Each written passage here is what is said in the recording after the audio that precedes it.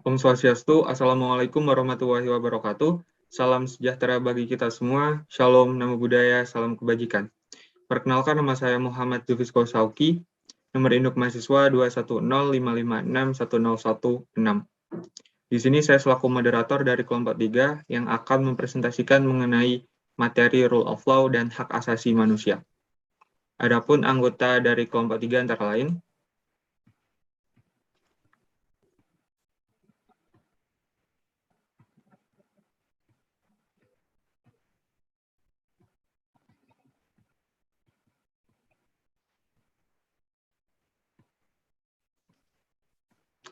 outline presentasi kami pada kali ini meliputi yang pertama adalah pendahuluan, dilanjutkan dengan pembahasan, dan yang terakhir adalah penutup. Yang pertama adalah pendahuluan yang meliputi rumusan masalah dan tujuan yang akan disampaikan oleh saya sendiri. Yang pertama adalah rumusan masalah yang akan menjadi gambaran secara umum tentang materi apa saja yang akan disampaikan pada presentasi kami kali ini. Adapun rumusan masalah yang pertama adalah apa itu rule of law dan negara hukum. Selanjutnya adalah apa saja unsur-unsur dari rule of law, apa saja syarat pemerintah demokratis di bawah rule of law, apa saja unsur-unsur pokok berdirinya negara hukum, apa itu hak asasi manusia, apa itu the four freedom, apa tujuan dari HAM, bagaimana sejarah berkembangnya HAM, bagaimana penjabaran HAM dalam Undang-Undang Dasar 1945, apa hak dan kewajiban warga negara, dan yang terakhir adalah bagaimana hak dan kewajiban dalam bela negara.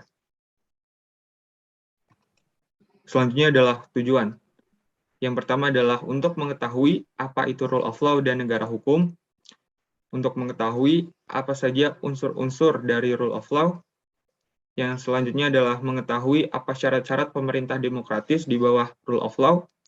Selanjutnya adalah mengetahui unsur pokok berdirinya negara hukum, mengetahui apa itu tentang hak asasi manusia, mengetahui tentang the four freedom, mengetahui tentang tujuan dari hak asasi manusia, mengetahui sejarah berkembangnya HAM, mengetahui tentang penjabaran dari HAM dalam Undang-Undang Dasar 1945, mengetahui hak dan kewajiban sebagai warga negara, dan yang terakhir adalah mengetahui tentang hak dan kewajiban dalam bela negara. Yang selanjutnya adalah pembahasan yang akan disampaikan oleh teman saya. Perkenalkan, nama saya Francisca Avila Barbara dengan nomor induk mahasiswa 21055610113. Pertama-tama, saya akan menjelaskan pengertian dari rule of law dan juga negara hukum. Rule of law atau biasa disebut supremasi hukum adalah gerakan masyarakat yang menghendaki bahwa kekuasaan raja maupun penyelenggara negara harus dibatasi dan diatur melalui suatu peraturan perundang-undangan. Rule of law adalah prinsip hukum yang menyatakan bahwa negara harus diperintah oleh hukum dan bukan sekedar keputusan pejabat-pejabat secara individual. Sedangkan negara hukum atau yang dikenal dengan istilah Rechtsstaat adalah negara yang dilandaskan hukum dan keadilan bagi warganya. Maksudnya adalah segala kewenangan dan tindakan alat-alat perlengkapan negara atau penguasa semata-mata berdasarkan hukum atau dengan kata lain diatur oleh hukum. Rule of law memiliki ciri yang evolusioner, sedangkan negara hukum memiliki ciri revolusioner. Maka dari itu, rule of law dan negara hukum dapat dikatakan sama, namun memiliki penekanan masing-masing yang saling melengkapi. Slide selanjutnya. 3 unsur dasar rule of law yaitu 1. Supremasi aturan-aturan hukum. Artinya, tidak ada kekuasaan sewenang-wenang. Seseorang hanya boleh dihukum jikalau memang melanggar hukum. Yang kedua, kedudukan yang sama di muka umum. Rule of law berlaku bagi masyarakat biasa maupun pejabat negara. Yang ketiga, terjaminnya hak-hak asasi manusia. Segala hak dan kewajiban masyarakat dijamin oleh undang-undang serta keputusan-keputusan pengadilan. Slide selanjutnya. 6 syarat pemerintah demokratis di bawah rule of law yang dinamis yaitu 1. Perlindungan konstitusional. yang memiliki arti selain menjamin hak-hak individual, konstitusi harus pula menentukan teknik prosedural untuk memperoleh perlindungan atas hak-hak yang dijamin. Yang kedua, pemilu bebas. Pemilu yang baik dan benar dilaksanakan dengan asas luber jurdil, yaitu langsung, umum, bebas, rahasia, jujur, dan adil. Yang ketiga adalah kebebasan menyatakan pendapat, yaitu merupakan hak segala warga negara untuk menyampaikan pikiran secara lisan maupun tulisan secara bebas dan bertanggung jawab. Yang keempat adalah lembaga kehakiman yang bebas. Lembaga kehakiman perlu melaksanakan tugasnya secara bebas dan tidak memihak siapapun. Yang kelima adalah kebebasan berserikat dan berorganisasi. Yang terakhir adalah pendidikan kewarganegaraan. Slide selanjutnya. 4 unsur berdirinya suatu negara hukum yaitu 1. Hak asasi manusia atau hak-hak manusia. 2. Pemisahan atau pembagian kekuasaan untuk menjamin hak. 3. Pemerintahan berdasarkan peraturan-peraturan. Yang keempat, peradilan administrasi dalam perselisihan. Selanjutnya akan dilanjutkan oleh teman saya. Baik, terima kasih atas waktunya. Perkenalkan, nama saya Nikita Diana Soeperdani dengan nomor induk mahasiswa 2105561014. Di sini saya akan menjelaskan hak asasi manusia atau HAM. Pengertian dari HAM adalah hak yang melekat pada hakikat dan keberadaan manusia sebagai makhluk Tuhan Yang Maha Esa dan merupakan anugerahnya yang wajib dihormati, dijunjung tinggi, dan dilindungi oleh negara, hukum, pemerintah, dan setiap orang demi kehormatan serta perlindungan harkat dan martabat manusia. HAM merupakan kodrat yang melekat dalam diri manusia sejak ia dilahirkan ke dunia. Secara kodrati antara lain, manusia mempunyai hak kebebasan. Roosevelt mengemukakan bahwa dalam hidup bermasyarakat dan bernegara, manusia memiliki 4 kebebasan, yaitu the 4 freedoms. Yang pertama, freedom of religion, kebebasan untuk beragama, freedom of speech, kebebasan untuk berbicara dan mengemukakan pendapat, freedom of fear, kebebasan dari rasa takut, freedom of one, kebebasan dari kemelaratan. Di sini ada tujuan dari hak asasi manusia atau HAM. Yang pertama, HAM adalah alat untuk melindungi orang dari kekerasan dan kesewenang-wenangan. Yang kedua, HAM mengembangkan rasa saling menghargai sesama manusia. Dan yang ketiga, HAM mendorong tindakan yang dilandasi kesadaran dan juga tanggung jawab untuk menjamin bahwa hak-hak orang tidak bisa untuk dilanggar. Selanjutnya, sejarah berkembangnya HAM.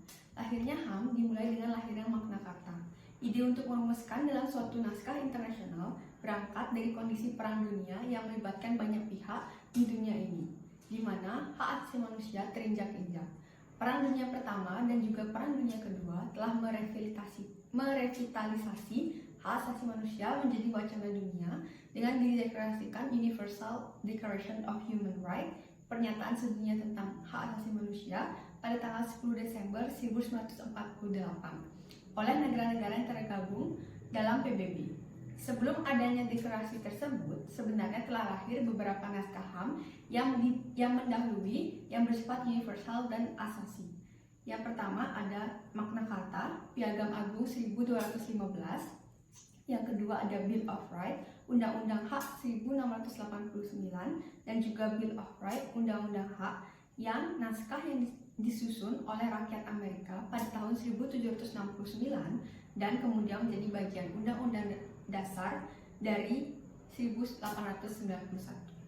Selanjutnya adalah sejarah HAM di Indonesia. Sejarah perkembangan HAM di Indonesia dimulai sejak perjuangan kemerdekaan Indonesia. Hak asasi manusia selalu menuntut penghormatan terhadap hak asasi manusia. Hak asasi manusia di Indonesia dianggap sakral, penuh perjuangan, dan mendalam agar sejalan dengan kehidupan berbangsa dan bernegara. Indonesia pun telah berpartisipasi dalam mengupayakan untuk memperjuangkan hak asasi manusia dan telah melakukan kesadaran kemanusiaan dalam perundang-undangan karena hal tersebut bersifat fundamental. Hak asasi manusia selalu menuntut penghormatan terhadap hak asasi manusia. Misalnya, Kebangkitan Nasional pada 20 Mei 1908, hal ini menunjukkan kebangkitan bangsa Indonesia dari penjajahan. Dan Sumpah Pemuda pada 28 Oktober 1928 menunjukkan bahwa bangsa Indonesia telah merealisasikan haknya sebagai negara dengan tanah air dan menjaga kedaulatan bangsa, penyatuan Indonesia. Selain itu, setelah kemerdekaan diproklamasikan pada 17 Agustus 1945, Undang-Undang 1945 disahkan yang pada pembukaannya mengesahkan sesungguhnya kemerdekaan adalah hak semua bangsa. Oleh sebab itu, penjajahan di dunia dihapuskan karena tidak sejalan dengan kemanusiaan dan keadilan amandemen pada tahun 1945. Selanjutnya akan dibacakan oleh rekan saya. Baik, perkenalkan nama saya Iputu Surya Dharma Saputra, NIM 21055611015. Di sini saya akan menjelaskan tentang penjabaran hak-hak asasi manusia dalam Undang-Undang Dasar 1945. Hak-hak asasi manusia sebenarnya tidak dapat dipisahkan dengan pandangan filosofis tentang hakikat manusia yang melatar belakanginya.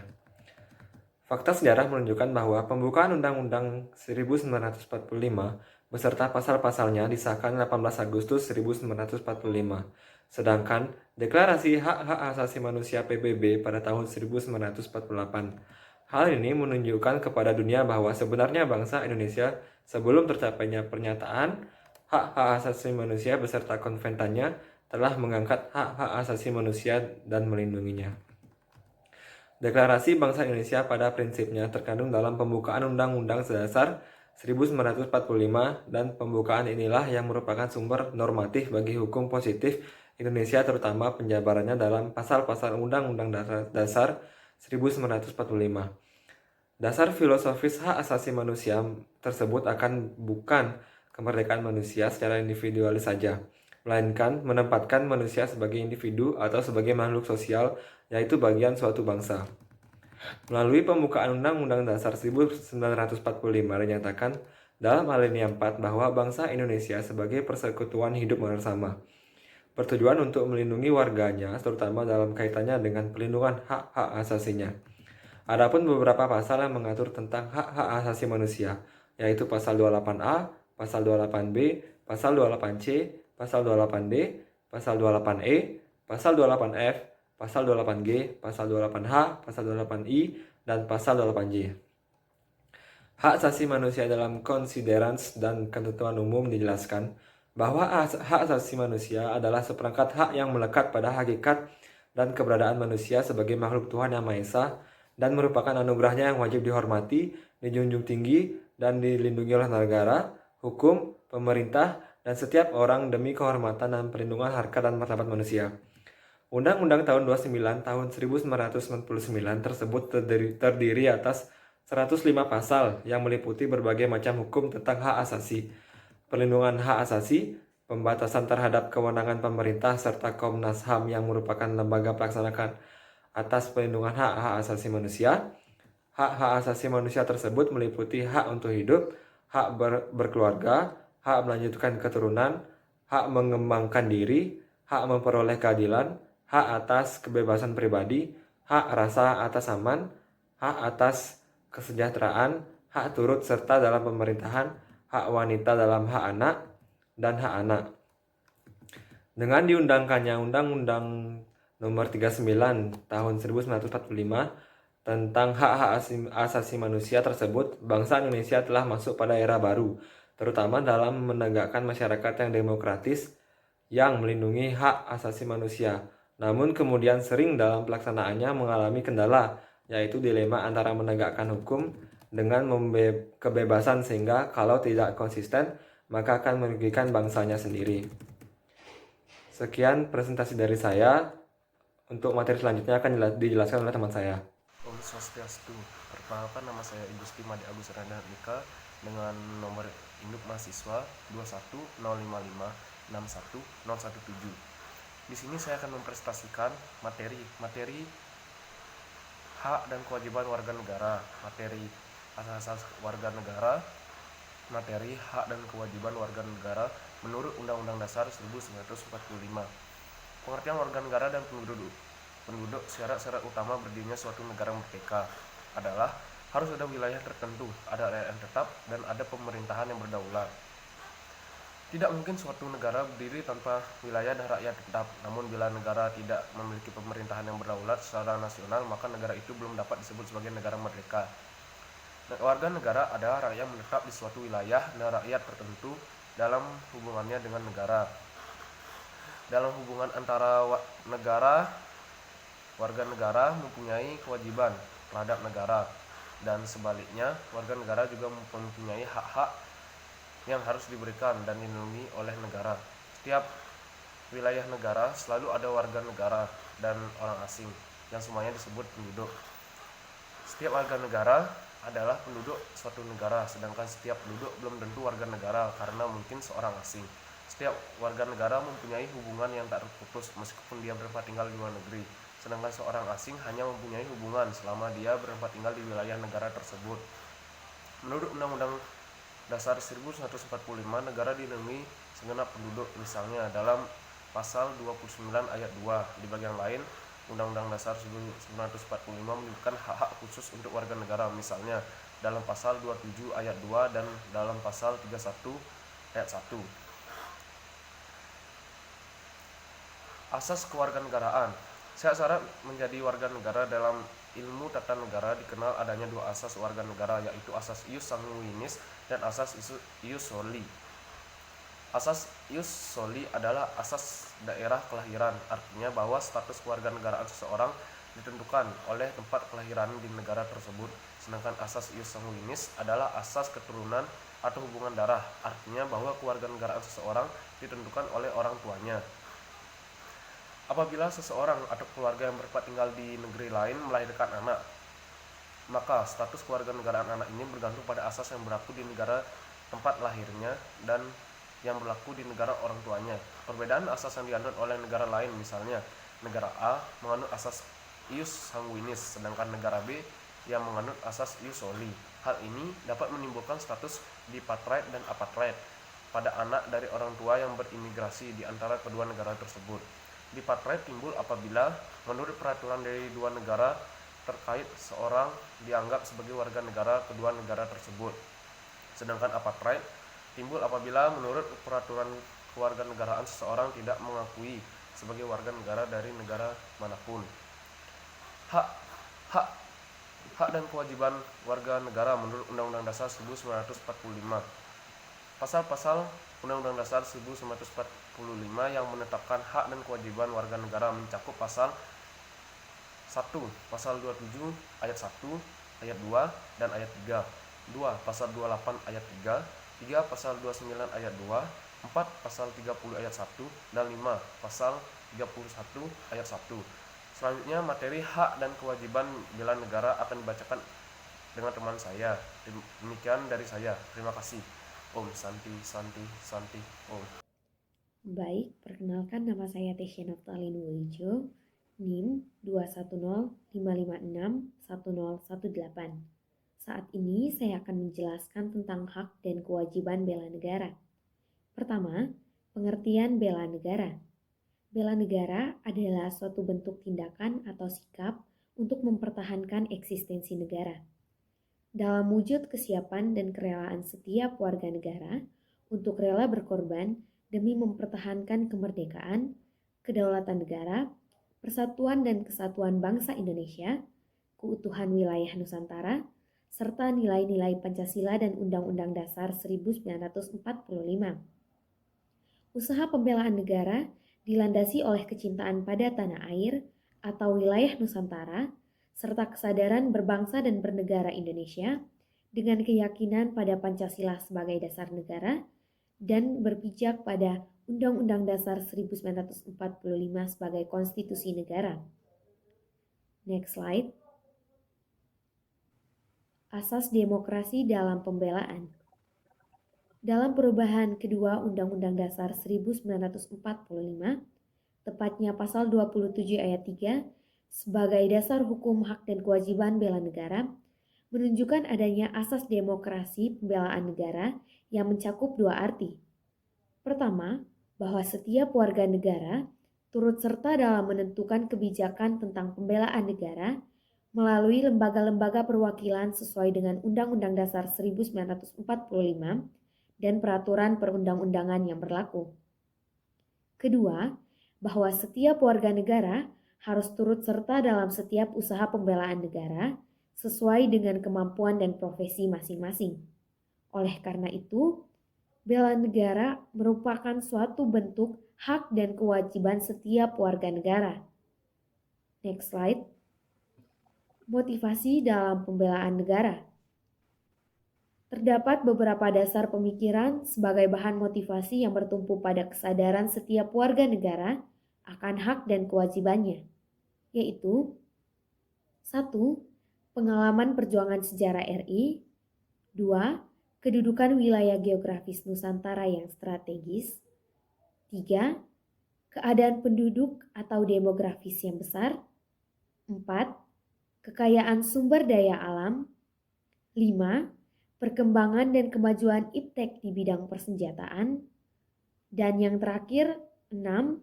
Kemungkinan timbulnya bencana perang. Oleh karena itu, motivasi dalam pembelaan negara selain bertumpu pada kesadaran dan cinta tanah air, hendaknya juga harus memahami kemungkinan ancaman terhadap eksistensi bangsa dan negara. Sekian dari saya ucapkan terima kasih dan saya kembalikan ke moderator. Demikian adalah pembahasan materi mengenai rule of law dan hak asasi manusia dari kami kelompok 3. Selanjutnya adalah bagian penutup, yang mana saya akan memberikan kesimpulan tentang apa saja materi yang telah disampaikan sebelumnya. Yang pertama adalah, rule of law adalah prinsip hukum yang menyatakan bahwa negara harus diperintah oleh hukum dan bukan sekedar keputusan pejabat-pejabat secara individual. Prinsip tersebut biasanya merujuk kepada pengaruh dan wewenang hukum dalam masyarakat, terutama sebagai pengatur perilaku, termasuk perilaku para pejabat pemerintah. Hak asasi manusia adalah sebuah konsep hukum dan normatif yang menyatakan bahwa manusia memiliki hak yang melekat pada dirinya karena ia adalah seorang manusia. Hak asasi manusia berlaku kapan saja, di mana saja, dan kepada siapa saja, sehingga sifatnya universal. HAM pada prinsipnya tidak dapat dicabut. Hak asasi manusia wajib untuk dijunjung tinggi oleh setiap orang, negara, pemerintah, maupun hukum, terutama dalam konteks negara hukum, yang mana telah menjadi ciri dari negara hukum untuk menjamin perlindungan hak asasi manusia yang telah tercantum di dalam hukum konstitusi maupun hukum nasional setiap negara hukum. Demikian adalah presentasi dari kelompok kami. Kurang lebihnya kami mohon maaf. Kami tutup dengan Parama Santi. Om, Santi, Santi, Santi Om. Wassalamualaikum warahmatullahi wabarakatuh. Shalom, Namo Buddhaya.